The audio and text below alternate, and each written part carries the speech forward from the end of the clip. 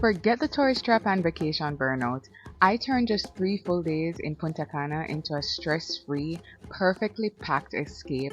No guesswork, just the exact itinerary you'll want to steal. Feel free to swap out any of these for a classic beachy activity to make it your own. Day 1 is arrival day. It's all about settling in and easing into vacation mode. Once I checked in, I unpacked right away because day 2 was going to be a full packed day with a 10-hour excursion in Santo Domingo. Here's a little pro tip I didn't mention in my previous video. Before any trip, even short local ones, I study Google Maps ahead of time. I screenshot stores, restaurant and landmarks just in case I lost service. Okay, so day 2 started super early and okay guys, it was 7:15 a.m. and I know we're on vacation, but still, like, sometimes you have to get up early to have a good day. The drive into the city to Santo Domingo took about 2 hours, and it was actually the perfect time to just relax, enjoy the view, and listen to the tour guide speak about the history of Dominican Republic, along with the history of sugarcane industry in the region and religion in Dominican Republic. When the Haitians took over here, it was sent to Europe to finish his bachelor's degree. Started 3 careers. We started off our first stop of the day at the Colonial Zone, a UNESCO World Heritage Site and the oldest part of the city. They gave us headsets and something to go around our necks so we were able to hear the tour guide even if we were at the back of the group. I only saw that given to persons in movies, so I was like, wait, this is a professional tour. Separate rooms. Well, they had 7 children. So how did that happen? 7 miracles of the Immaculate Mama Jewel. Plaza España or Space Playa. This was the former courtyard for the Altagracia Columbus residence. Over there, those of Diego's for 5 years. Diego and his wife. Diego y su esposa vivieron acá 5 años. 4 of those 7 kids were born here, 4 daughters. And the other boys in the Alcazar, which is aquí nacieron 4 los 7. Our first stop was the museum focused on the Tainos, the indigenous people of the island. In Jamaica, we also have Taino history, but it was interesting learning about how our Tainos differed from their Taino history, and majority of it was pretty much the same. Seeing the artifacts and the replicas was also pretty cool. If you are into those kind of stuff, you will definitely enjoy the museum tour. The tour group was split in 2, one group going with the English-speaking tour guide from the museum and the other group going with the Spanish-speaking tour guide. If you haven't caught on as yet, yes, the day is packed with walking. It's a full day of walking from point A to point B to point C, so ensure that you wear comfortable shoes or sneakers. One of the many highlights was the National Pantheon, is where the country's heroes are laid to rest. I found it very interesting that they had an eternal flame that always burning, hence the name Eternal, symbolizing their lasting legacy. Plus, they also have a special book where visiting diplomats and VIPs sign. The light streaming through the massive dome makes the whole space feel more sacred. In editing this video, it made me realize how much we really did in this one day, and I didn't even feel tired. Please keep watching because you won't believe what we did next. So next, we watched a 4D movie at the Colonial Gate 4D cinema that brought Dominican history to life, and I mean literally to life. It was extremely immersive. I've never experienced nothing like this. The seats were moving, wind was blowing, water was spraying, and the whole movie was about the whole pirates coming to Dominica. This full day tour cost me $80.10. That's after a 10% discount, and that price covered everything: transportation, entrance to all the major sites, a local guide, bottled water, a full Dominican lunch, and even a 4D theater experience that was totally surprising to me because I didn't expect that. If you're like me and love a good deal, this would be for you. For lunch, I had the fish, rice, beans, a bit of beetroot, and fried plantain that was cooked down in cinnamon, which was absolutely perfect after all that walking. We even had live entertainment during our meal.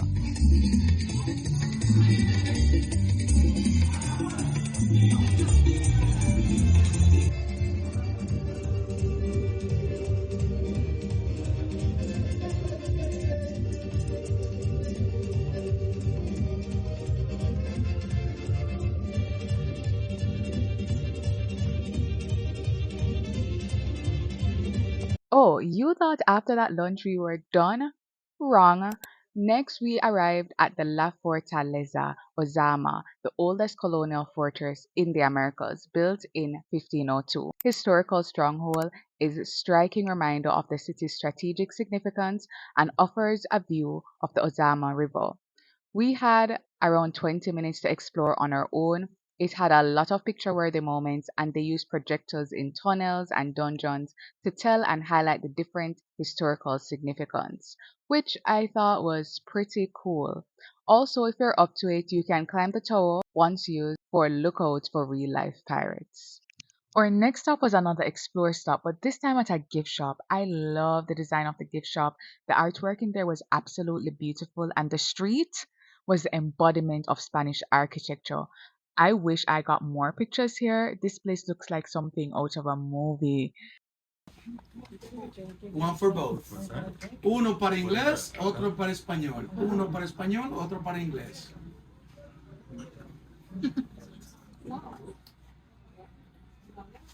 Guys, remember we can pay pesos, dollars, euros, any payment method, right?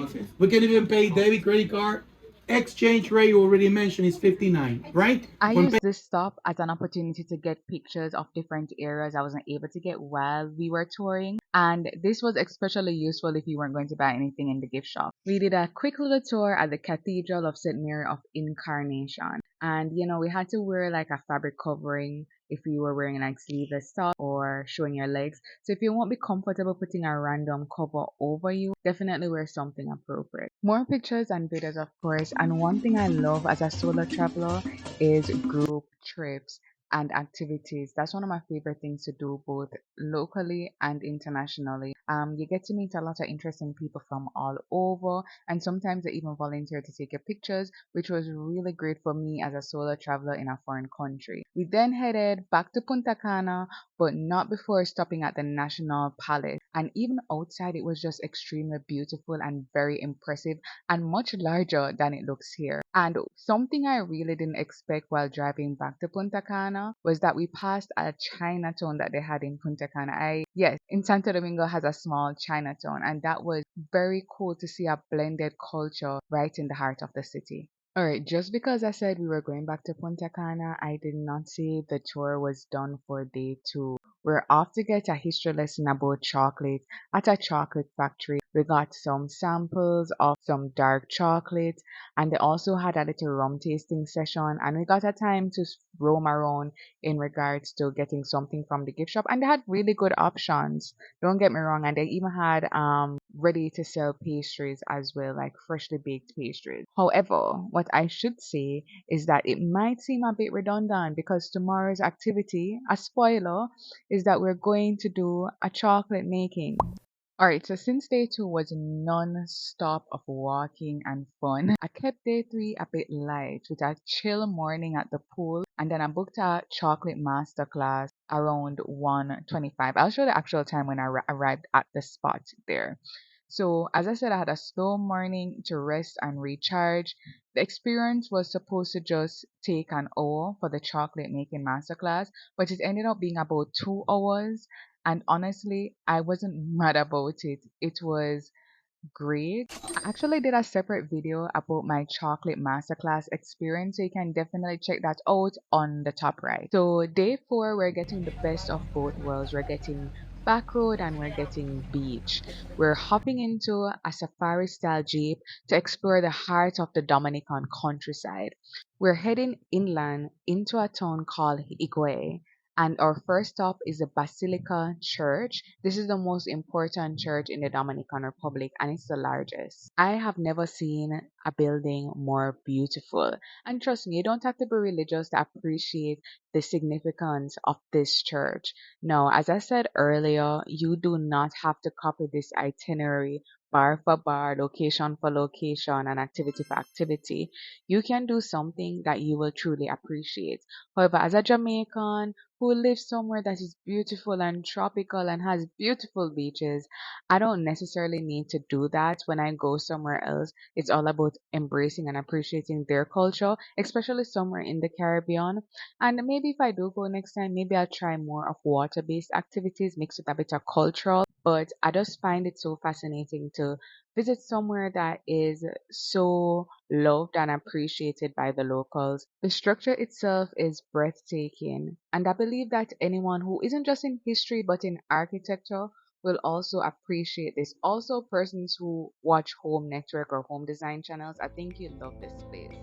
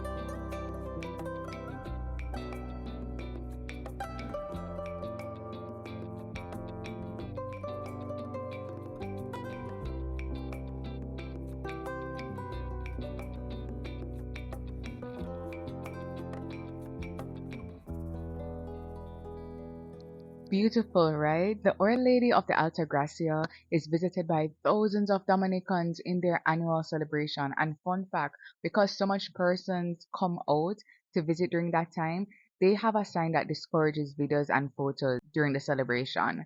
And Light Day 2, which was technically our first official day in Dominican Republic, we will be maximizing on our last official day. I saw somewhere where somebody posted like there's a difference between vacationing and traveling. And what we're doing is traveling. We can rest when we're in our home country on the weekend.